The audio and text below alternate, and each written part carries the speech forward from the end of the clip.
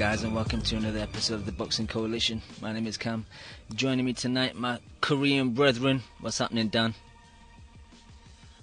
Hey, what's going on, man? Dan, you know, like... I heard, yeah. Sorry, you know, in the States you got Where's Waldo, and over here it was called Where's Wally? Like, that's what you're becoming these days, because every week you're in a different country, man. Tell the people where you are live today. Yeah, I'm in North Korea. Pyongyang, North Korea. No, just enjoying my hometown. Tell them where you really are. Seeing how the missiles are doing. If you were in North Korea, you'd probably planning end up our with strike on America quite soon. You'd probably end up with some parasites in your stomach, to be honest. No, I'm in. In all seriousness, I'm in Medellin, Colombia right now, and just wanted to visit Pablo Escobar's hometown. And admittedly, at first, I think my main motivation to come here was Narcos, the show on Netflix, which is so stupid. It's the last thing that you want to start a conversation with a local Colombian. But in all seriousness, Colombia is just really great for hiking, which I like to do. So I'm in Medellin for about a week, and then in the parts of Colombia for about another week. And I think I'm going to finish my trip in Mexico City and train at the Juan Manuel Marquez gym for like a week, and then I'll head back to the States. So that's kind of my itinerary for now. You're getting those air miles in, bro. Yeah, I think so. I'm trying to polish up my Spanish as well. Keeping an eye on the chat right now. I see Local Mexican. I think in a couple of weeks I'll speak better Spanish than him. So shout out to Local Mexican and everyone else in the chat, man. Loco's actually coming to London. And I just want to say, oh really? He is indeed, yeah. Oh, that's awesome, man. No, that's awesome. So what were you going to say? I just want to start off one thing with the show, man. Like, I put in that work. You know what I mean? Like, I'm on the show week in and week out. I put in that Lions only work. You know what I'm saying? And like these other guys, they don't put in that same effort that I do. I'm here just like grinding every single week. And where's everybody at? They don't have that dedication you have, bro. That is true. No, I'm only trolling, but it's good to be back on the show, especially with just you. I know it's Cam's birthday. This is the first show since your birthday, right? What are you turned 60 last week? 62, actually. 62. Well, it doesn't get any better after 62. So I don't want to start off on too somber of a note, but I'm in all seriousness, happy birthday, obviously. Not to get too sentimental, but it's pretty wicked that that we got to be so close and like we know each other's birthdays now. It's pretty crazy from when we started like 5 years ago. So yeah, I kind of used to hate you at the beginning. I thought you were this like very young, argumentative, hungry young lion, but once you get past that, tough exterior, you're a softie at heart. No, for sure. I used to be like a Erickson Lubin. I think that was my closest comparison, but now I'm a Jermel Charlo. I'm a lion, and all I do is train and eat, and that's all I do. Come on, bro. Like, why does everyone just have to keep mentioning my boy Lubin, man? Come on. Come on.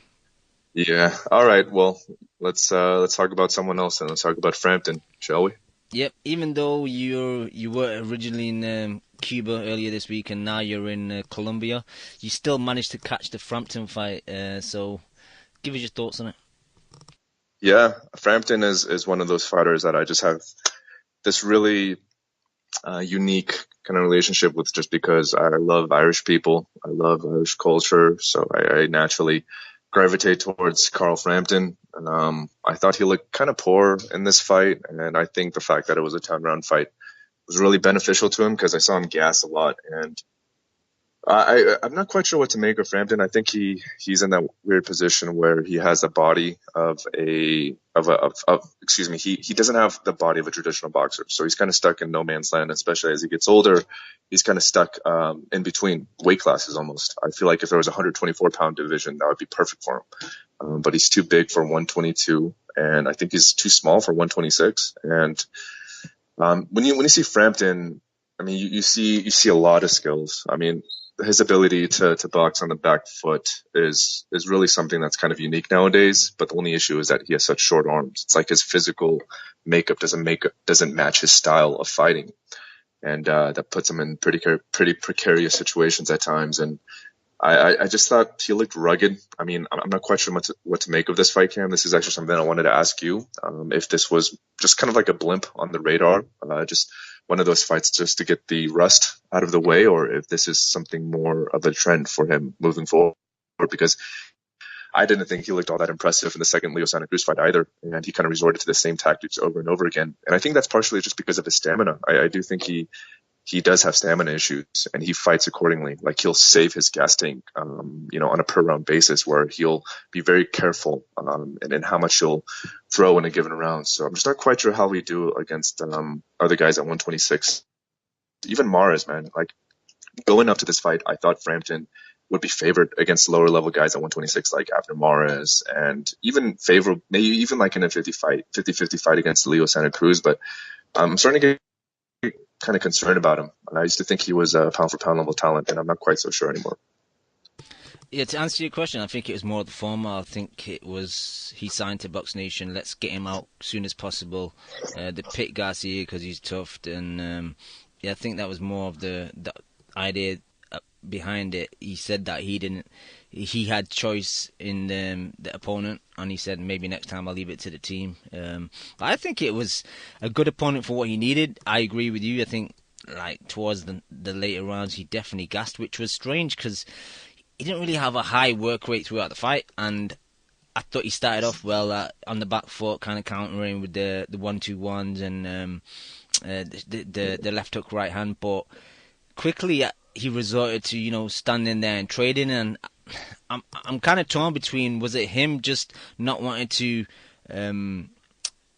use up the energy on his bike, or did he want to just kind of entertain the fans a bit? Because it did seem, after a while that he's fought on the road, he's back in his hometown, the crowd were very lively. Canelo was in the crowd because obviously he's part of Garcia's team, and I don't know if he just wanted to entertain. It just seemed like the early rounds when he was having success in the back foot was kind of boring to him, and he thought, okay, I want to kind of have a tear up here. So I don't know. I would rather say it's that than him kind of declining. But looking at the division, I'd probably favour most people over him. I think Selby beats him quite handedly, but Warren was saying in the post-fight that they're probably looking to get him out again maybe March, and then a big stadium fight in Ireland in the summer. So it kind of points towards Selby fighting Warrington maybe around March, April, and then the winner of that fighting Frampton. So I don't know. Most like Gary Russell, I think just the hand speed would give Frampton issues. I think probably the easiest fight for him would be Valdez, because I think Valdez is easy to hit at times. Even though like if you get caught off Valdez as well, you're gonna have issues. But I think defensively, Frampton, like his lean back is very good. His judgment of distance is pretty good. So I think Valdez would probably be the easiest way to pick up a title again. But apart from that, I think it's difficult for Frampton to maybe go further. I agree. So you really went a bit robotic then, Dan. Are you still there? Yeah, I was just asking, what about a matchup against Abner Mares?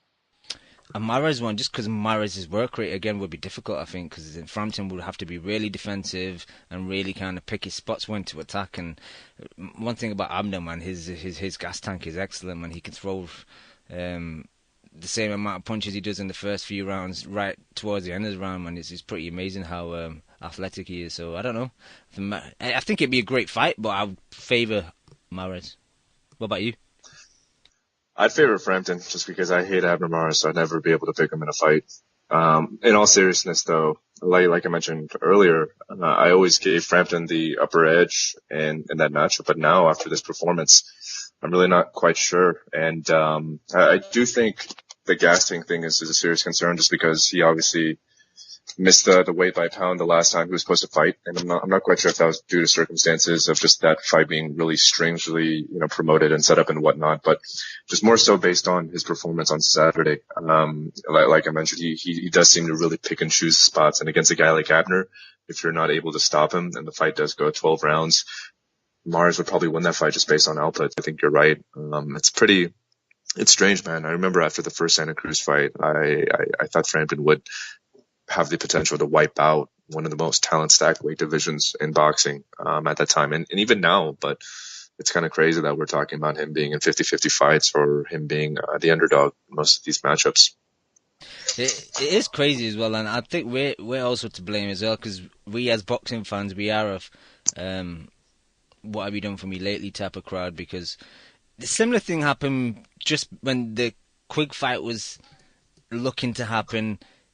Frampton fought was it Gonzalez in Texas, was it? And then on the same night in the UK, Quigg fought Kiko and he blasted him out in 2, and Frampton got dropped twice and kind of struggled but managed to get the win against Gonzalez, and that just flipped everyone's opinion. Before that, everyone was just like Frampton easy against Quigg, and then those 2 performances from each guy just totally flipped the script, and a lot of people thought it was going to be a lot closer, or some started picking Quigg. So I don't know.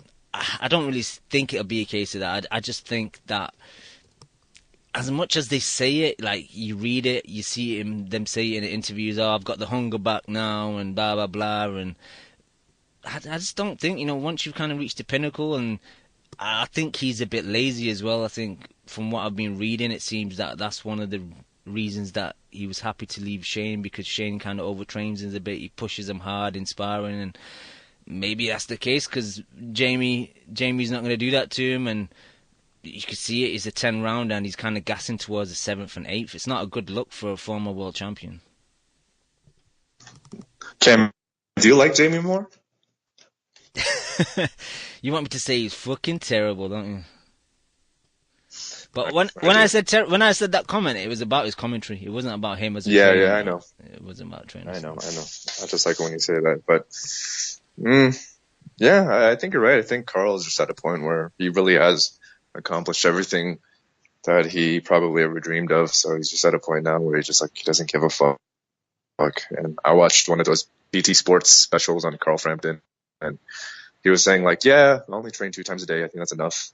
Get up whenever I want. And I like to train at 12. I don't like to wake up at 5 in the morning and go for a run. I just, go to the boxing gym at 12 and do a workout afterwards. And then that's enough for me. And it just kind of seems like a guy who really doesn't feel the need to really train that hard. I'm not quite sure if that would have changed if his opponent was any better, but I personally think we got to give credit to the other guy as well, man.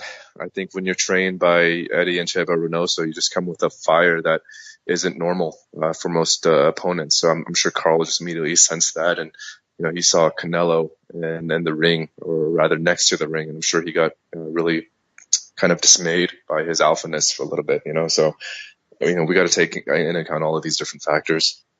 Yeah, and probably all that tainted meat that he was eating because of Chepo's big steaks thrown onto the grill. So Sure. Yeah, I don't know. I just think it's more so of Canelo's presence. I think he was just starstruck a little bit, and he just wasn't quite sure how to respond to his presence. I think the only time Canelo smiled is when he was in the ring with Frampton getting that picture. Like there were times where like people were getting pictures with him. It looked like he didn't want to be the fuck in there. It was crazy, man. It was funny. Yeah, I'm sure. I think he was in Italy the week before. So going from Rome to where was the fight? Was it in Belfast? Yes. I'm sure Canelo seems to be the guy who likes to live a life of luxury, so I'm sure that wasn't the best transition for him in scenery. Definitely. Again, would you be interested if there was a stadium fight in the summer to come to Belfast? Against who? A relatively big name. I don't know, man. It'd have to be a good fight. It would have to be a good fight. I want the fight.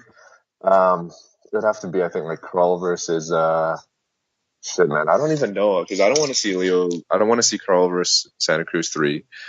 Carl versus Mares. I mean, it's a good fight, but I don't think it's necessarily like a good fight to watch. Him versus Selby, man. I think that would be a boring fight as well. I don't know, man. Him versus Valdez would be a really fun fight. Yeah. Someone like Valdez or Russell, but I don't know, man. I probably would go just because I've always wanted to go to Ireland, and I think you or Kimo mentioned, or rather showed me just how impressive the arena was in terms of the live atmosphere. So that's definitely something that I want to experience. before before I can't travel that much anymore. So yeah, I would definitely go to the fight if it's a big stadium fight in May for sure, man. Count me in. Nice. Hope chemo doesn't come, because then I'll get that weirdness of you two together just driving me crazy. Can't happen. We're a problem. We're together. Anything else you want to talk about Frampton before I just quickly go down the card, because I know you've not seen anything else? I did actually see parts of the Scott Quagg fight. Scott Quigg? Yeah, Scott Quagg. He didn't fight that this weekend. Oh, he did? Oh, that was last week. Yeah. And okay, then yeah, I'm fucking stupid. Yeah, that's it. That's all I watched.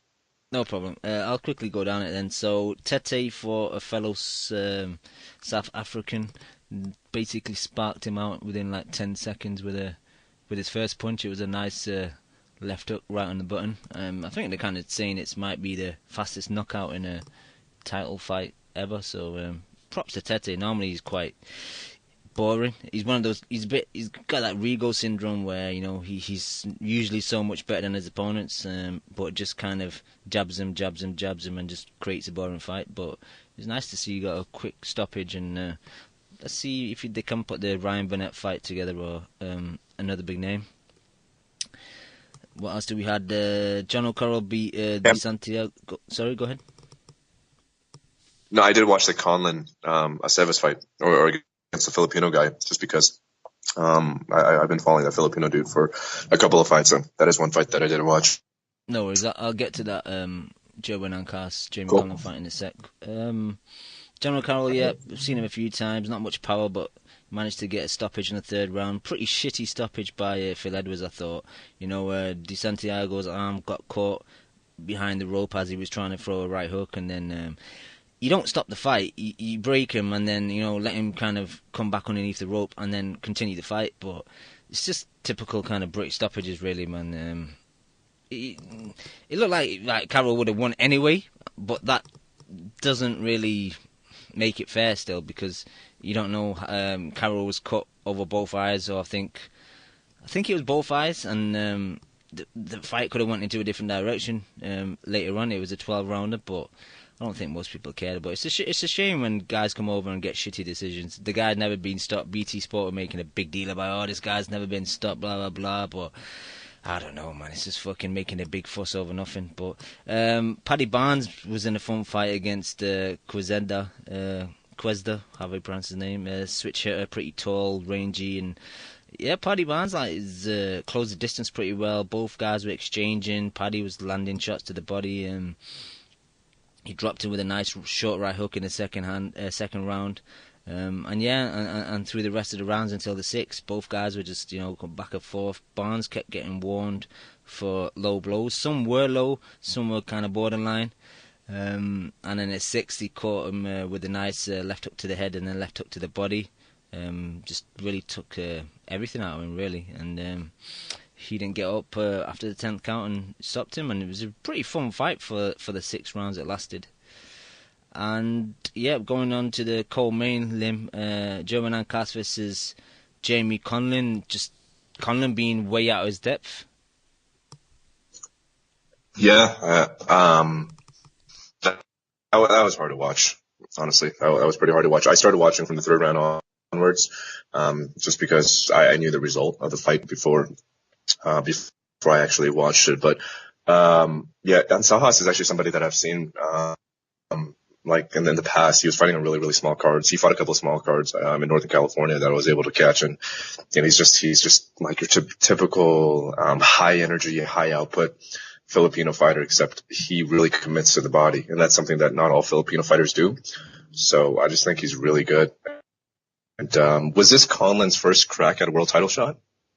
It was, and we said it in previous shows where he goes life and death with people he shouldn't. So right. We thought that once he gets a title shot, he might have kind of used all his, not all his energy, but used everything he had in reserve before he got to the to the promised land, and it seems so. But even if you take that away, I just think Ancajas is just on a different level to Conlan. Like, Conlan got shown that there's levels to this shit, and he's not really on the same level. And the reason why I asked that was I was just wondering if there was an easier fight that they could have possibly matched him up against, because Ancajas is like a really, really good fighter and somebody that I actually get up to watch whenever he fights. So I was just curious to see if there are other viable opponents for him to fight against. That's probably less difficult than Ancajas. Just looking at Superfly, was it Superfly or was it Fly? I'm trying to see what division it was, but I think everyone on that division is basically difficult. All the champs at 115. So yeah, here we go. So in a way, you get iced. You fight, issues with promoters, and then Rungvisai is kind of tied up with the fight against Estrada. So yeah, like really, probably your fight would probably be the easiest, but Ancajas on paper would be the second easiest. But it shows how strong the division is when Ancajas is the second easiest guy to beat in the division. Yeah. No, if Ancajas actually fought Rungvisai, I'd put Ancajas. I just think he's a little bit more dynamic than Rungvisai. So I'm high on Ancajas. I think he's really, really good. He looked good against Jamie. Like the straight left to the body was nice, man. Every time he was landing that, he was hurting Jamie. But I don't know. I saw him on that Jeff Horn undercard against Pacquiao in Brisbane, and like I wasn't that impressed with him, man. And I would actually pick Rungvisai. I think the pressure would probably get to Ancajas in that fight. So I don't know. How did this fascination happen with Ancajas? Was it just a case of you seen him in training and you kind of thought, I'll follow this guy's career? Yeah, exactly. A lot of the Filipino dudes, they spend quite a bit of time training in California. So the ones that look really good, I just kind of keep a tab on their careers and whatnot. Nice. Yeah, I don't know. Yeah. That division's difficult though. Like, there's so many good fights that could be mixed and matched in that division. So we'll wait and see. But I think I've covered most of the card. One thing about Buncey. Lim, listen to this and tell me what you actually think. Like, be honest. Do you remember when he went to Texas and he got dropped twice in the first round a couple of years ago? The guy Gonzalez, who a year later was killed in a drug-related death, found naked with 3 other guys in the back of a truck, shot to death. Basically, Steve Bunt said that just after the Frampton Garcia fight, live on air on BT and Box Nation. It's like you can be a bit more sensitive with the way you say things. I defend Bunce quite a lot, and Chemo does shit on him a lot. But like Buncey, he doesn't help himself sometimes, Lim. Why did he say that? What was the context?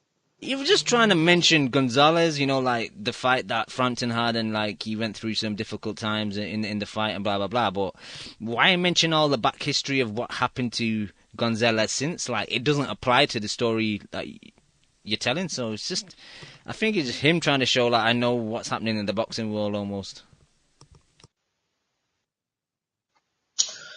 Yeah, watching boxing with British commentators is kind of like watching Fox News here in America. Just how pro or rather how just one-sided they are is pretty comical. And even at the Sevis fight, I thought the ref the judge, or not the judge, what am I saying? The ref was just so clearly biased towards Conlan, giving him every opportunity to kind of use the most of his 10-second counts. So, I don't want to shit on you guys, obviously, too much, because I think, again, you guys are carrying the sport for the most part, but watching a card in the UK, it just, like, these biases just kind of naturally are expected for me, and it kind of just throws me off a little bit.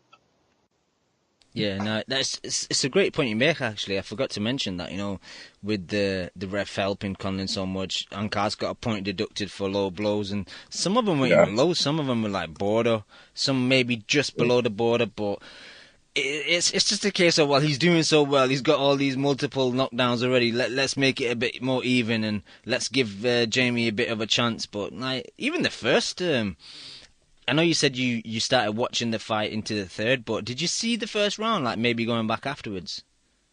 What happened? There was a weird incident where I'm still don't really know what happened. I tried to look at IFL to see if there was an interview with Jamie Conlan after the fight, but I didn't find anything. But to me, I don't know. Some people said it looked like a body shot. I thought it was kind of maybe a thumb in the eye of Jamie, and then he kind of like looked away and looked like he wanted to turn his back, but then ended up taking a knee. And then the commentators thought maybe he twisted his ankle or twisted his knee or something. So for the next round, I was like constantly looking at his legs to see has he got an injury or something. But I don't really know what happened to him. I actually think it was a thumb in the eye, but I'm still none the wiser. Nope, sorry, I didn't catch that part, so I'm not quite sure. But yeah, but just in general, when I watch this card, especially the Frampton fight, it's one of the few times where I just watch it on mute because the video that I watch had the UK commentary team, so I just watched the entire fight on mute. No problem. All right, I know you're limited for time, Lim, and obviously there's no one else on, so I'll quickly just go through everything else. I am ashamed to say I watched Julian JRock Williams and Ishe Smith in 360p, Lim. Like, there was nowhere that had it in 720, nowhere had it in 1080. I had to watch it in 360p, and I felt ashamed of myself. It was like blurry, man. How was that fight? I heard it went the distance. Yeah, I was kind of disappointed with JRock, man. I thought he was getting hit a bit too much, and like the scorecards were awful. I think one judge had it like 1 round to Smith, another one had it 2 rounds to Smith, and I didn't actually score it. But after eye test, you could even like, if you wanted to, maybe give it a draw or put more likely like Williams 6-4. There were multiple head clashes. Ishe got caught. He didn't handle it well, but as he said in his post-fight, it's the first time in 17-year career that he's been cut. So it's pretty amazing that he's gone so long without getting some type of head clash cut. But yeah, man, JRock, it's not a good look going to war with the life and death war with Ishe Smith, I thought, especially, like Ishe Smith being quite old now, he's, pretty long-winded career, multiple losses. So I think the loser in this fight was almost Williams for that type of performance. I wouldn't recommend, like, if you're bored watching it though, Lim. It wasn't a great fight, but yeah, like you mentioned. Yeah, like you mentioned with Ishe struggling, I can't even remember the last time watching Ishe fight. The last time was when he won that bullshit title against K9. So for JRock to go life and death, and again, this is another guy that was being hyped to be potentially one of the main guys in such a talent-rich division like at 154, and for him to go life and death against Ishe is not a good look at all, man. And I know you mentioned that this was his second fight after the Charlo knockout, so if this was the first fight, maybe we can have some kind of defense or just justification, but for him to struggle this much in his second fight since that brutal uppercut knockout, it's not a good look. Yep, agreed. On Friday, That's what happens when you get iced against the Charlos, Cam. That's inevitable. Bro, man. They just take your souls. Fuck you and fuck the Charlos. Dude, I love the Charlos, man. Lions only, HOB. Bro, H-Town, represent. You're becoming a fangirl of these Frampton guys. City, baby. You're going to start dressing like these I dudes. love them, bro. I already have, man. How do you think I'm pulling all this tail out here in South America, dog? It's a HOB movement. Oh, shit. I got these yellow tips on the top of my head as well. Shave the sides of my head. I look like a Charlo brother, man. We're the triplets now. the Asian Charlo. Hell yeah. No, it's not the Asian Charlo. I'm just a Charlo. You feel me? You dig? Okay, let's move on. We need to have like a 10-minute segment just on the Charlos every week, Cam, where we just kind of update the people about their Instagram feeds, what kind of hip-hop vixens that they're fucking around with, what they put on their Instagrams and stuff like that. I think it'd be really insightful part of the show. That could be a segment where you just come on, talk 10 minutes, and then bounce again. No doubt. Nah, but sorry, Cam. What were you going to say? Or what were we going to transition to? Yeah, I'm just going to quickly say Friday there was a card in Flint, Michigan. Anthony Durrell fought Mama's boy Dennis Duglin. Pretty shitty fight overall. Durrell started off really wild, big, wide right hooks. He managed to land one near the end of the first. hurt Douglin, and Douglin managed to survive by holding on and just trying to kind of duck and dive and survive the round out, which he did. The rest of the fight, though, was just much of the same until Dirrell started putting his punches together a bit more. He started to throw combinations rather than just look for that big wide right hook. Douglin making it scrappy, kind of just jabbing and then getting on the inside, holding in one arm and then kind of hitting with the other, just making it messy, trying to fight on the inside. But it was messy whenever he did try and work. And then there was a accidental head clash in the 6th. Douglin got a point deducted, and then they went to the doctor, and I don't know whether it was the doctor's decision or the ref's decision, but then the fight was stopped, went to the cards. Dirrell won it on unanimous, which was fair, but there was I don't know if there was some drama in the crowd. Looked like it was gonna maybe kick off a bit because Douglin, I don't know, both Dirrell's fans maybe and whatever fans Douglin's had there looked like they weren't happy with the decision. But it was nice to see, because normally Anthony seems the hot-headed one, but he kind of went over and kind of just settled it. He started to speak to Douglin's mum, and then he kind of gave her a hug and all that. So it was nice to see, because normally he's the one that's fucking tearing shit up and kind of arguing with people like he did after Andre fought and had that kind of controversial fight when his uncle got involved as well. So yeah, it's good to see that Anthony's kind of growing up a bit and trying to calm shit down rather than start shit. But yeah, that was about it, Lim, for the weekend's fight. It's quite weekend we had. Yeah, the Drill brothers are the homeless versions of the Charlo brothers. They may both be siblings, but the Charlos, I mean, have a one-up on every single aspect of the game, man. Yep, crazy. All right, like I said, time's limited of yours, so let's talk about a few... No, it's not limited, man. No, you said you got an hour, you can take as much time as you want. I don't want to use too much of your... I can do an hour, but it's all good, man. Okay. I don't want to use up too much of your vacation time, but sad news last week. Lim, Rafael Garcia, the well-known cutman, trainer, and hand rapper of many famous boxers over the years, sadly passed away at the age of 88. I think he suffered from complications with leukemia recently, which he got, from what I was reading, from what Jesse Vargas was saying, because he's his godson, that he only kind of got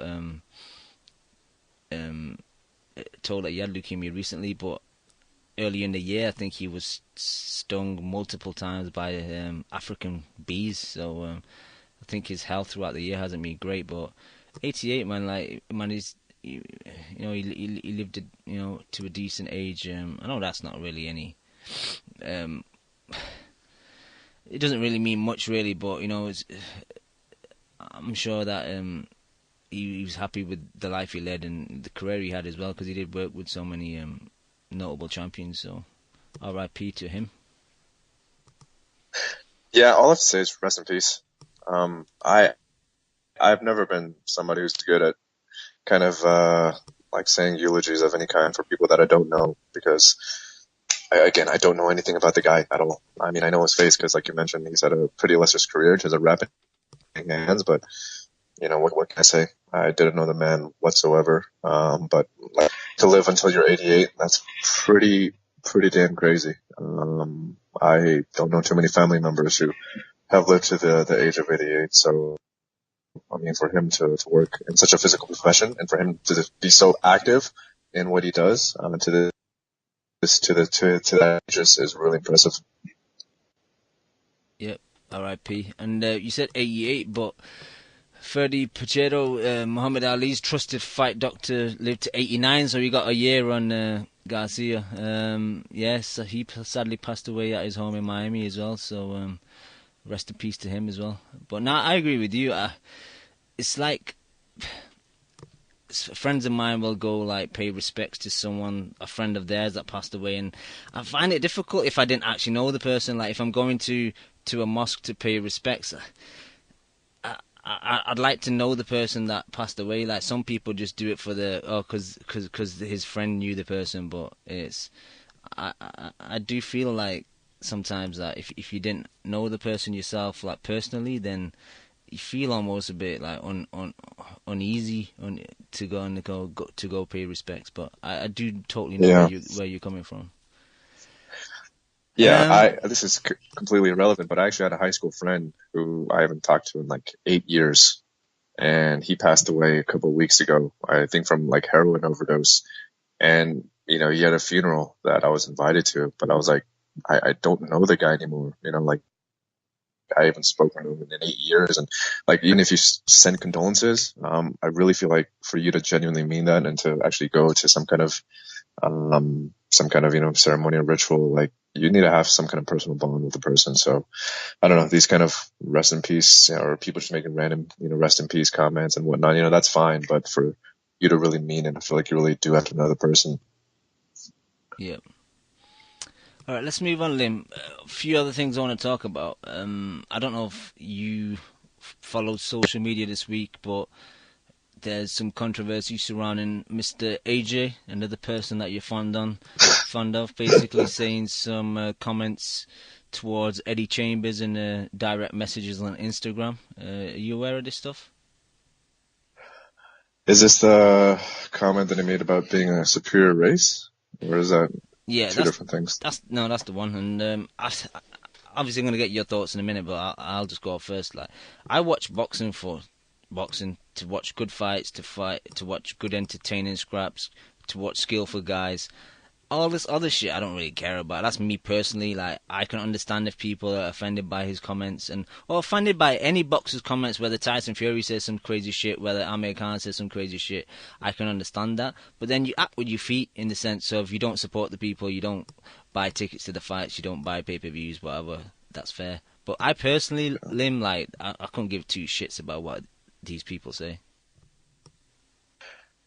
Yeah, but the one reason why this is, I think, a little bit more of an issue with AJ is that he tries so fucking hard to present himself in a certain light, and once you do that, you really don't have any wiggle room. People have the ability just to kind of shit on you as much as they want because you're so careful in terms of your media presence. And that's the reason why I really don't like AJ. I troll most of the time. Like, I really love Canelo. I don't give a fuck about AJ. I think his personality is so goddamn boring. And whenever I watch one of those 20-minute IFL interviews, if you look at my YouTube history and you see that red mark, the indicator of how much you've actually watched of a certain video, it's usually like 1 centimeter because I can't listen to that motherfucker talk. He's so goddamn boring. And I feel like he's, a nonce isn't the right word, but what do you call a fake over there in UK? A fake? I don't know what that term is, but he's just a fake. He's just a fake motherfucker. And, he's really, really annoying. And if I knew him personally, I'd probably fucking hate him because I can't stand people like that. Do you think, like, we'll see, like, the real him slowly come out? I know, like, he's been very media trained, but I think he's at a level now that he's not really caring what he says. So I think we're kind of going to see the real him in the next couple of years. I hope so. I think it'd make for a much, much more entertaining matchup against Deontay Wilder. And yeah, this is kind of crazy, but I think if he fights Deontay, I kind of want Deontay just to spark him the fuck out. Yeah. Yeah, that was about it. They're pretty amazing, but I don't know. But what were the actual comments though? Because I didn't like see them. I just heard something about AJ saying something kind of crazy about being, black and being pure race and whatnot. But isn't Eddie Chambers black as well? So I'm not quite sure how that adds into the equation. Basically, he was saying that Chambers should be. Let me try and find if I can find the comments. I think to be ashamed of the superior black race or something like that. Chambers should be ashamed being part of the superior black race along that line. But why? Because he sucks at boxing? Probably, yeah. But yeah. It just seems a bit also set up a bit because, Chambers have this affiliation with the Furies and Joshua's camper coming out saying, "Oh, it's a hack and all that," but I don't believe it would be a hack because how are they gonna have access to his account one day and then have access again to another day? Like, he's been using his phone in between those days, so I think it's definitely him. Just maybe damage limitations now from their side trying to repair shit. Yeah. But fuck it, I don't care anyway. Yeah, we sound like fucking idiots right now, but it just never ceases to amaze me how dumb these guys are. I mean, man, boxers are fucking stupid, and their entourages are fucking stupid. It's just mind-boggling to see how these guys just kind of like go about their careers. Yeah, well, that's a good transition because we're going to talk about your favorite fighter, Aamir Khan. He's in a TV show over here that's based in Australia called I'm a Celebrity, Get Me Out Here, where they're in a jungle and they basically have to do crazy tasks and shit. I've personally never watched an episode of this shit. Just because Khan's in it, I'm not gonna watch an episode. I don't give a fuck. I don't watch these type of shows. I think it's a shame that TV has become what it is now, especially in the UK. It's all about talent shows or like these lower celebrities kind of have their careers have faded a bit, and it's like they try and grab onto the last bit of fame that they can. And it's kind of hilarious that people like me that never watched it, but yet are tuning in to kind of shit on Khan. And I'm the first to say, you know, when someone says something stupid, then they are stupid. Like Khan, he's always putting his foot in his mouth. But for you to kind of like take 1 hour out of your life to watch a show that you've never watched before to find comments from a guy to shit on him, I think that says more about you than it says about him. Yeah, you're probably right, but I kind of learned this lesson a long time ago that sure, there's a lot of really kind of desperate and lonely people on Twitter and whatnot, or just people make fun of people on these programs, but that doesn't mean that the person in the program or the person being discussed isn't a loser as well. And Aamir Khan he's laughably retarded. No, he honestly, is. I don't think I've met, or I don't think I've encountered many people or just figures that are as fucking stupid as Aamir Khan. Just the way he presents himself is really, really just horrendous, man. Like if I was his dad, I'd just be fucking pissed off, man. I birthed a son like Aamir Khan, and then I birthed Haroon Khan. Just not a good look. That's a couple of L's right there. But yeah, looking through my timeline, he has said some stupid stuff already. I think at one point he called himself a former Olympic champion, even though he was a silver medalist and he lost in the final. But you know what? He avenged that loss, Lim. He avenged that shit. So really, if you think about it, he was Olympic champion. What else did he say? So someone found a tweet of his from like 5 years ago where someone asked him, Aamir, would you ever appear in I'm a Celebrity? And then he replied saying, no, it's a show full of has-beens. So, but even that's correct though, because he is a has-been. So, yeah. Mm-hmm. Yeah, I honestly feel kind of bad for Khan. I don't know, man. It kind of seems like he's somebody who's just kind of lost it, man. Like just mentally, and I guess props to him. You know, he's gotten knocked out so many damn times. You really do need like a really strong self-belief, and he certainly has that. So I don't know, man. I just think Khan's a lost cause. And I think just going back to boxing, man, are you even still excited for a Brook Khan fight? Nah. It just seems like these guys are both has-been, and it's kind of crazy to say because with Brook, I mean, his last fight is against Errol, which was really competitive, but just with that eye situation and with Khan being Khan, like, I don't know, man. I don't know if anybody's really clamoring for this fight anymore. I don't think they are, and I still don't think Khan will win it. I think a combination of two things. He probably knows that Brook would beat him, so he doesn't want to give him that satisfaction, and he also doesn't want to give Brook a payday, I think. Even though, like, Brook's managed to get a few decent, he got a good amount against Golovkin, and he probably got a good amount against Spence, so, but I don't think Khan wants to give him the satisfaction of giving him a big check, or helping him to get a big check. Yeah. Hey, Cam, my bad just to interrupt, but local Mexican in the chat asked if you knew of any gay bars in the Soho area in London. He didn't ask that. He said, give me a shout out, Cam. There you go. No, that's local. what he just personally DM'd me and wanted me to ask you. Oh, shit, he asked if I could ask in private. My bad. Oh, man, that's cold, man. Why are you playing local like that, bro? Because I like local. All right, last thing on the news, Lim. I don't know if you heard it today that David Hayes pulled out of his rematch against Tony Bellew. Oh, are you serious? Yeah, are you hurt? Dude, I was gonna fly over for that fight, man. Better get your money back. Nah, I'm kidding. Well, what's the reason? I think it's some bicep injury or something. Man, it is a slow week in boxing, isn't it, Cam? It is indeed. We're talking about David Haye pulling out. We're talking about Aamir Khan on a celebrity show. We're talking about fucking AJ's Twitter feed. We're like TMZ. What can I say?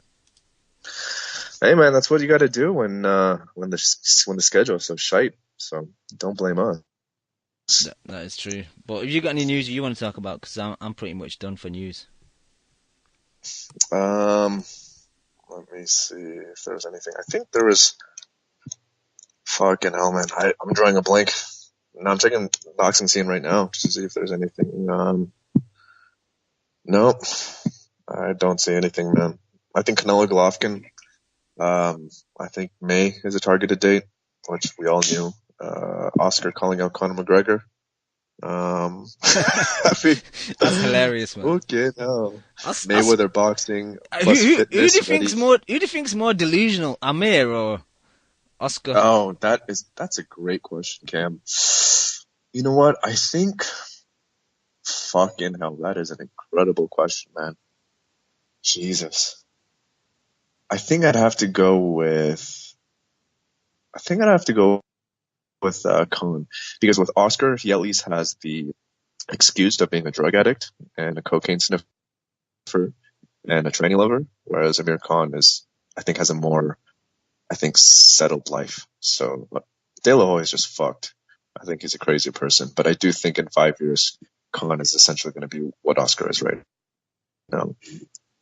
And what's crazy is that Oscar is a CEO of a promotional company. That is fucking insane. Yeah, but have you not heard of AK Promotions, bro? Oh, of course I have, bro. Like, he puts that shit on all of his Nike gear. And he puts, I don't know. I've heard of AK Promotion, bro, for sure. I mean, they put out some really good fights, but it's not on Golden Boys level. Anything else? Jeez, I'm looking through boxing scene, and even the boxing scene, there's nothing there. Yeah, man. I don't know. Is there really nothing else, Cam? Nothing about the Rigondeaux Loma matchup. There's no news about it. Obviously, we're all waiting for it to happen, and we can't wait. I think are you considering going to it, or? Yeah, I am, man. I'm fucking psyched. So stoked for that matchup. And having been in Cuba for about a week, I'm just like a full-blown Rigo target right now. I'm fucking rooting for Rigo so hard, man. Fuck that, man. My boy Lomachenko, bro. Actually, they're both Southpaw brethren, bro. If you went to Cuba, Cam, Cuba is fucking rough. It is fucking terrible. So I'm pulling for Rigo and all my Cuban brethren, man. Anything else? No, what about Kovalev? Is he fighting next week? Yeah, he's fighting this upcoming Saturday against Shabaransky. Okay. Who you picking that fight? I think it's easy for Kovalev. I've seen Shabaransky before. He's okay. His straight punches are decent, but who's Kovalev training now with? Do you know? I think he's a guy that trains Linares. Okay. Yeah, I think it should be easy for Kovalev, but people kind of counted him out after those two performances against Ward. But I think he's still one of the dangerous top guys in the division. Like we talk so much about Gvozdyk and Bivol and Beterbiev, but Kovalev's still fucking up there in light heavy. So I don't know. I think people kind of mentally, because of the way he acted and the kind of air quote quit. I don't know. People are kind of almost done a 360, as Chu would say, but yeah, I don't know. What's your thoughts on the whole, how people are kind of reacted to Kovalev afterwards situation? I think the point that you made, everything you said is 100% accurate. I thought Kovalev won the first fight. So for people to dismiss him just based on his performances as if, they were both detrimental losses is really laughable. But for me, it's just the way he kind of mentally quit in that second Ward fight is pretty just eye-opening for me. That's saying something because I'm Asian, so that's really hard for me to do anyways. But it really is one of those things, man, where it's like with that, I kind of relate it to how Triple G looked against Canelo. It's like, even though like they did okay performance-wise, there was a bigger takeaway for me in the sense that it just showed a chink in the armor that I completely wasn't expecting. I always considered Kovalev to be that really tough, Russian motherfucker who just had the mindset of just, fighting until the death. And I don't think he really has that. So, if he fights a tough up-and-coming 75er like Beterbiev, I'm not quite sure if he would honestly last. He'd probably quit in that fight if it came to that. So I think Kovalev is really skilled. That's one thing that really impresses me about him, is just that he can really throw a wide variety of punches, except maybe his hooks to the body. But I think he probably has one of the cleanest straight right hands in the game. Yeah. Yes. Definitely agree. Yeah. When he fights at distance, he's perfect. Like when he has the range, he's a very, very difficult fighter. But when you present him with ranges that he's not comfortable with, like Ward was able to do, I think he's very, very limited. And honestly, that second Ward fight, I give a lot of credit to Ward. I rewatched that fight fairly recently, and say what you want about Ward, but what Ward is so goddamn good at is just being able to fight decently in any single aspect of boxing. And not many people know how to do that. Like where you're kind of comfortable doing everything. He gives you so many different looks, and he's just always in control.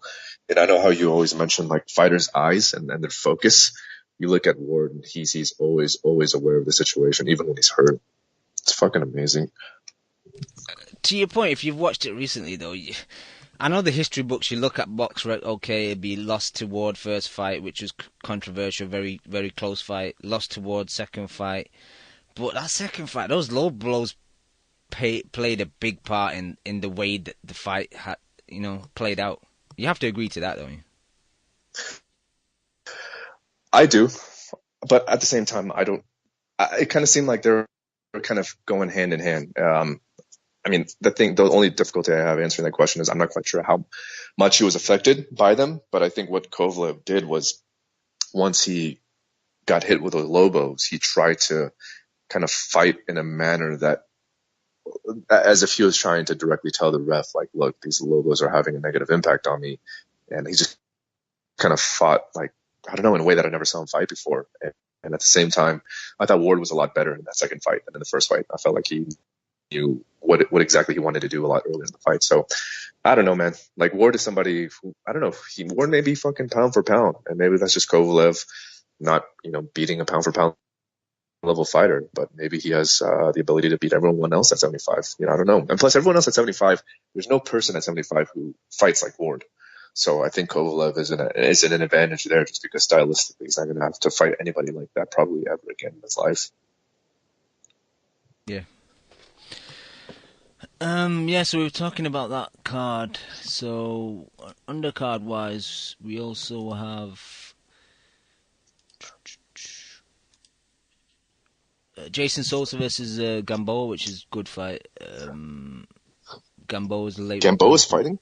Yeah, he's fighting on this. He was, I think Sosa was initially going to fight Castellano, but then Castellano pulled out. And now he's fighting Gamboa, which I think is a good fight, man. Sosa's always fun. I've never seen him in a bad fight. Gamboa, I don't know, his heart doesn't seem in it. Last few performances, he lost to Castellano, and that was a bit of an upset. He got a majority win over Alexis Reyes, and now he's fighting Sosa, so I don't know what to expect from Gamboa sometimes. Sullivan Barrera's fighting Felix Valera. He's a former opponent of our boy Bivol. It's the first time Bivol went 12 rounds against Valera back in Russia a couple of years ago.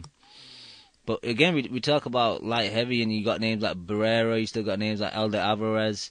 I know Jason in Mixler chats saying I forgot to mention Adonis, but to me, like Stevenson, he just fights so sporadically. It's hard to mention him. But yeah, division-wise, like if they do a World Boxing Super Series next year, they got to make it light heavyweight, man, because some of those fights will be incredible if some of these guys start fighting each other. But yeah, man, we used to say, name a couple of years ago, we used to say like light heavy was top heavy, but I don't know. I think it's a lot more spread out these days. Yeah, it's more light heavy, isn't it?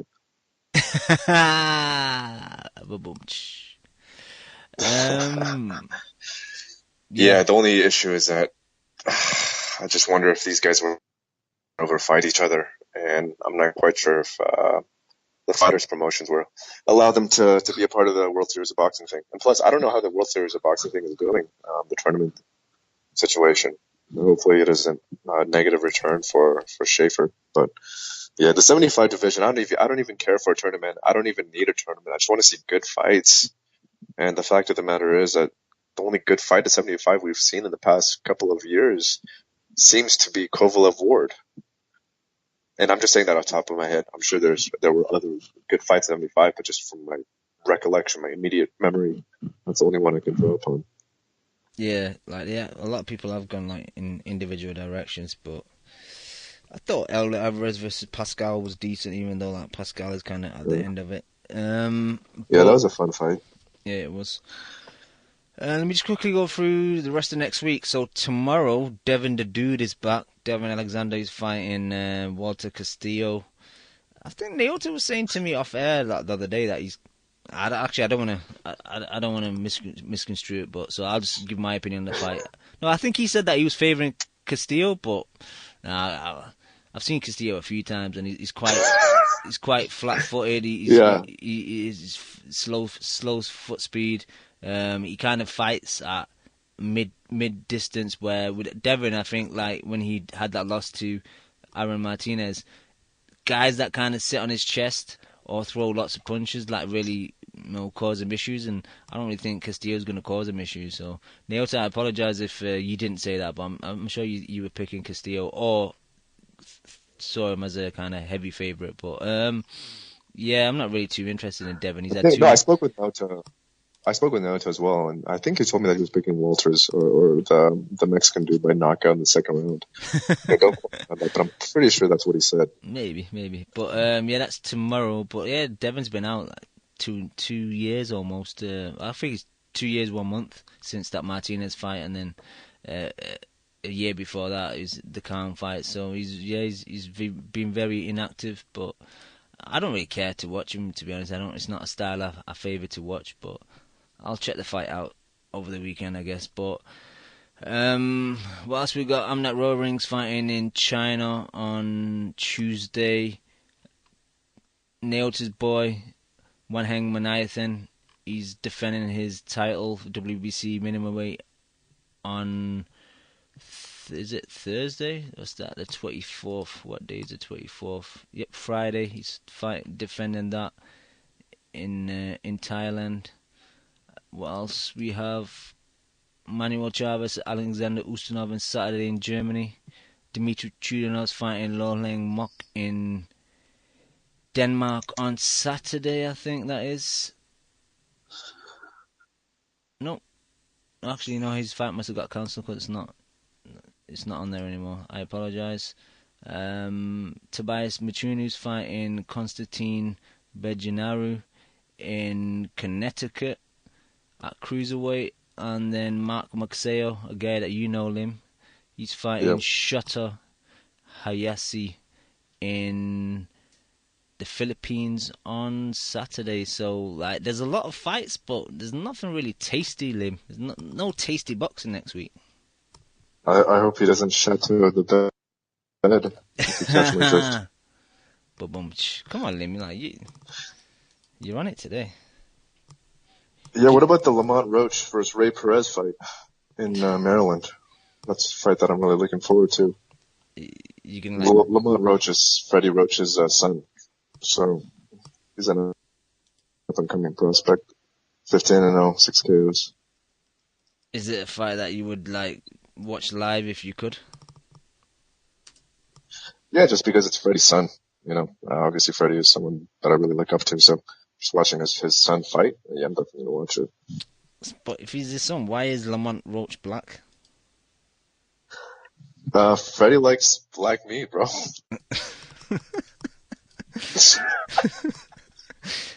Yeah, oh, man. Like an idiot. But yeah, that's pretty much it. I'm looking for the Toka Conclave versus John Vincent Moraldi in Providence, Rhode Island. And Miguel Cotto versus Saddam Ali. That's a great fucking fight. You know, boxing stacked, bro. And speaking of the devil, John Pascal versus Ahmed Albiali. You know that's Chemo's cousin, right? So what, he's skinny, lanky, and has a terrible chin? Nah, he's just Egyptian. Okay. But yeah, man, boxing is fucking dead until Ricky Lamo. I'm just looking forward to that fight. I've been watching training footage of Ricky, and I haven't been able to find much of Loma, but that's just a fight that I'm really, really looking forward to, man. I just hope Ricky can put some weight on, actually, and not be too sluggish, because he's the kind of guy, man, when he fights, he gains like 5 pounds overnight. He's a small 22-pounder. So he's going to look small, though, at 130. Oh, yeah, for sure. But you're just talking about boxing at the moment, and you and me have had conversations where, for such overall a pretty good year, like the end of it, the last quarter, the last third, it's been pretty shitty, really. And it's disappointing way to end the year. Yeah, it's extremely disappointing, man. Man, that's why I'm just a fucking casual, man. It doesn't hold my interest like it used to. These fights are just too far and in between, and there's no consistency in it, man. Yeah, it's really, really pissing me off. It's a shame. Yeah. It's a shame. And obviously Pacquiao was used to fight in November, even if the opponent seemed to be an easy win for Pacquiao. It was still a big fight in Vegas usually. There's always like conversations to be had on it, but him not fighting and nothing much really going on. No really big UK fights over here. Obviously, Hey Bellew was kind of biggish, but big for the casuals. The hardcores really didn't give a shit about that rematch. But yeah, it's a shame. It's a shame. Yeah, Hey Bellew was a fucking awful fight. That's fucking terrible. Fucking terrible. It really is. It's Bellew. Tony fucking Bellew, man. Bro, man. I mean, he was just Tony Bellew. Just when I hear that name, I just like kind of like cringe, man. I'm like, ugh, I need to take a shower, man. It's just him and his face and his accent, man. That is just one disgusting human being, man. But would you like to see Dylan White like take Hayes' place and fight Bellew? Yeah, because I think White would knock him the fuck out. Seriously? Yeah. Wow. Dude, Bellew he doesn't even fill in at cruiserweight that well, man. I mean, the guy was fucking fighting at 75, like 2-3 years ago? Yeah, but you know how you talked about Frampton? Heavyweight will fuck him up. You know how you talked about Frampton, like being caught between weight classes? Yeah. I think Bellew was as well. I think he was too drained at 75, and he's a bit of a chubby at cruiser, and obviously he's a fatty at heavy. Yeah. No, you're probably right, man. Dillian is a bum as well, so that'd probably be a pretty decent fight, and I'm sure Bellew could outbox him for a good chunk of the fight, but I hate Tony Bellew, man. I really don't like that guy. I'm kind of happy, man. I didn't know you had this hate for Tony. Obviously, I've had this hate for Tony for a while, but I didn't know you kind of replicated it. It's just an awful fight, man. Like, Hay versus Bellew is the kind of shit that you would see on, like we were talking about earlier, about those D-list celebrity programs. Like, it's one of those, like, artificial made-up fights. Freak fight. That just serves, like, you know, the really just out of the stupid population in the UK, which is like reading about D-list celebrities. I don't know, stupid shit, man. It's just a terrible fight, man. Entertainment for the lowest of the lows. Oh yeah, and I don't know, man. What else can I say? It's just not a very good time in boxing right now. But at least we got Ricky and Loma to save us. But even that, man, like here in the States, like nobody's talking about that fight. It's kind of a shame how that fight is going underneath the rug. You know, I'm sure it'll change a lot for the week of, but as of right now, it doesn't seem like there's not many people really clamoring for the matchup. I don't think it will increase too much. I think it's a fight for the hardcores. The casuals don't know these guys. The casuals don't go. They may know Lomachenko a bit more, but casuals don't know Rigo, and I don't think they would give a shit about him if they did know him, so it's definitely a fight for the hardcores, and I think the TV figures will probably be low. They said it's sold out, but you probably, as you know, Lim, like you always pick up tickets for big fights, so you'll probably grab tickets if you do decide to go. So it's not going to be a problem. Yeah, I agree. I agree. It's fucking terrible. Anything else you want to talk about, Limmy?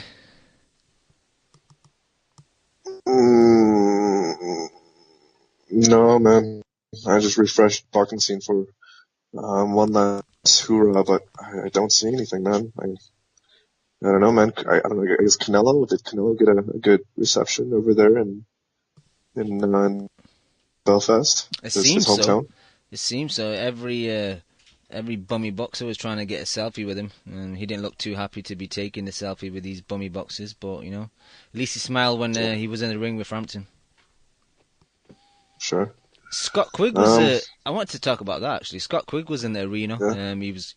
He wasn't commentating, but he was with the team at the side of the ring. Kind of giving analysis in between fights, and it was quite interesting because obviously he's with Hearn, so I don't know.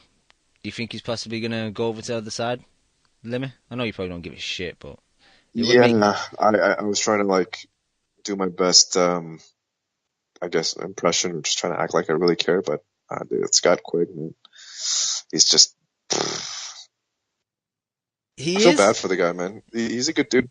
He seems like a nice guy, but his career just got fucking destroyed after that Frampton loss. No, I agree he is, but I think...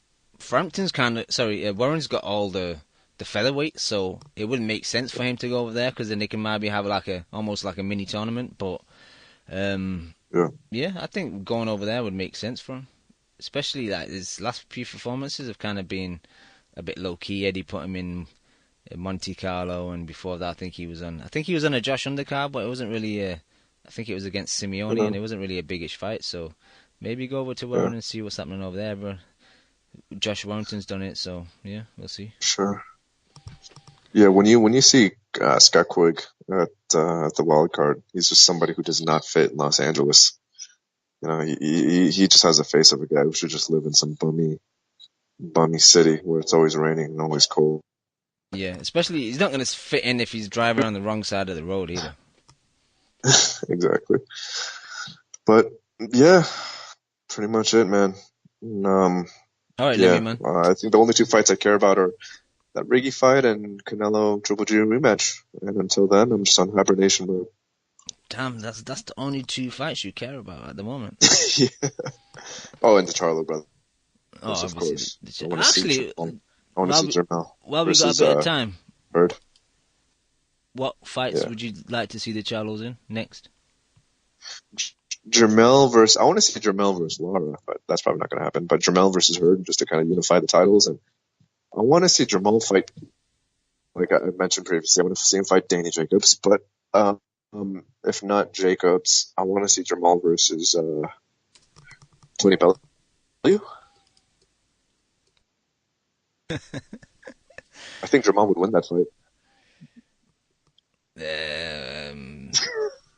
I would love him to win that fight, but actually I'd be torn then because I hate the Charlos. So yeah, no, 160 is so kind of top heavy that it's really hard for me to envision any fights. I mean, Jermell versus the winner of the Lemieux Billy Joe fight would be awesome, dude. I think he would fucking destroy Lemieux. Yeah, I won't, because how big he is and how rangy he is. Like, oh my god, he'll be able to clip Lemieux so easily. But at the same time, we really don't know what Jamal's chin is like. Like, I've never seen his chin get tested. Those pretty boys, man. They don't always have the best chins. I still won't mind to see I'm trying to get it. So Jamal, the 160 pounder. I won't mind seeing him against Boo Boo, even though I don't know. Boo Boo Andrade. Oh yeah, for sure. I'd love to see that fight, man. Even though I think Andrade's lost a step, man. Like last couple of years, like there's something's been missing a bit. Yeah, even then, I think Jamal has too much power for Boo Boo. Boo Boo, like, he looks like he has a lot of power, but he really doesn't. Yeah, and then Jamal, the Ukrainian Sergey Derevchenko. I think He's possibly the goods. Him and Charlo would be a good fight, I think. Derevchenko? Yeah, KH's boy. Okay. Yeah, I heard Derevchenko's been running his mouth. Is that right? You know what happens to those boys that run their mouths against the Charlo brothers, man? It's not a good look, bro. It ain't a good look. Just see what happened to our boy JRock, man. Man, you don't fuck with those H-Town boys, man. They're a problem. They are indeed. Yeah, that's it for me, though, man. I ain't got nothing else to say. All right, Lim. Good to have you on. Enjoy the rest of your traveling. What's your plans for today? What time is it up in Colombia? It is 6:13. No, 6:13. So I think I'm just gonna go, just walk around, see the city. I might go to a boxing gym actually around here, get in some work. Like I said to you earlier, Cam, the food in Cuba is so shit that I lost like 10 pounds in a week. So you got the food is fucking terrible, but my God, are the girls so beautiful? How's the food in They Colombia really are the most so attractive far? girls I've ever seen in my life. It's good. It's basic. It's simple. They have these things called arepas, so it's mostly just like bread with like basic meats, and it's really basic food. Nothing too crazy, but still better than Cuba, man. In Cuba, dude, it's just plain white rice, beans, and like chicken. That's it. What type of temperatures is it in Colombia at the moment? It's so the thing that's amazing about Colombia is that it's really the geography and the terrain is so varied. So you can be in the capital city in Bogota, and it's like 16 degrees Celsius, and then you go to Medellin, which is about an hour west, and it's like 24 degrees Celsius. So there's a lot of variation, and I'm in the warmer part right now, so it's pretty warm out here. But it still rains a shitload just because it's really tropical. Oh, so there's a bit of Manchester in Colombia then. Yeah, and the girls as well. You know, the girls have similar builds and, you know, similar faces and stuff. So it's a lot like Manchester for sure. Dude, they're... yeah, the women out here, it's a problem, man. Oh, man. It is a problem. For a Korean boy like myself, there's just so much booty. I don't know what to do with it, man. It's just like, God damn. Oh, well, bro, it's better to have more than less. Yeah, and like I said, man, going out to the gym here, you know, your typical gym is like going out to like a cabaret show. I mean, my Lord have mercy. I'm speechless. I don't know what to say. Don't get yourself in trouble, Lemmy. Don't get yourself in trouble.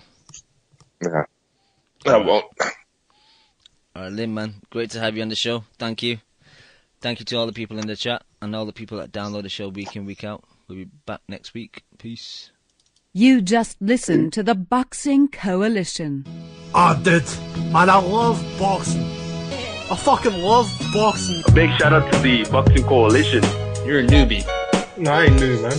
If my fucking next door neighbour became the #1 flyweight in the world, you know what I'd do? I'd fucking walk past the cunt. Derek, how you doing, bro? I was physically burning you, blood. I disagree. First time I hear the show, man, it was fucking badass. Vamos a Argentina, la concha de su madre. I see the bomb in them. I get home and she's like, what the fuck? Me and the kid are here. Why don't you get home and talk to us? I'm like, man, you guys don't know shit about boxing. Kel, how does it feel to be the new IBF champion? Feels great. Did we really dive into the black hole right off the jump? I think he's hiding glass. Just to play devil's advocate. You want 1 portion of crow or 2 portions of crow? Give me 2 portions with a supersized fries and a large drink, please. I can't stand him, what? I'm Scottish. Cringe side? But you won't rush Anthony fucking fat ass Joshua, would you? He's not fat. How about you tell us what you weighed for your final thoughts? My weight? Thank you for listening to the Boxing Coalition. We are live every Monday, 10 p.m. to 1 a.m. UK time, 5 p.m. to 8 p.m. Eastern.